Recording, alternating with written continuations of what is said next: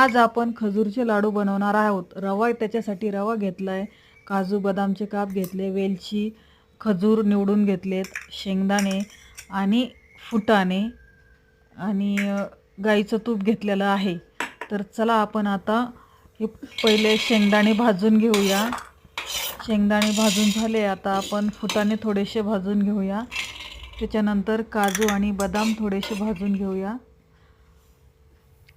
नंतर आपण रवा टाकूया आणि रवा पण चांगला मस्त असा चांगला भाजून घेऊन त्याच्यामध्ये 2 चमचे आपण गाईचं तूप टाकणार आहोत।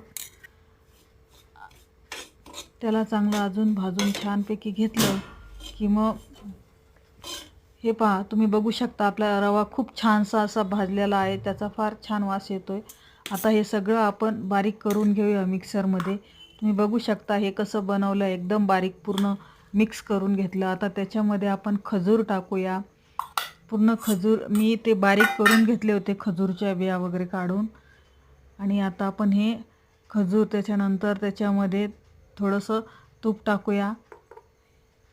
हे मी घरगुती तूप बनवलेलं आहे गाईचं, तुम्ही व्हिडिओ माझा बघू शकता, तो पण मी टाकलेला आहे। आता याला चांगलं मिक्स करूया आणि असे गोल गोल गोळे बनवून घेऊया। हे लाडू खूप पौष्टिक असतात, हिमोग्लोबिन मुलांसाठी खूप छान असतात।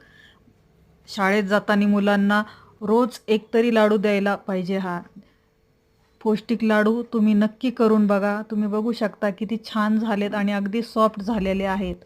माझ्या चॅनलला लाईक करा, शेअर करा, कमेंट करा। धन्यवाद।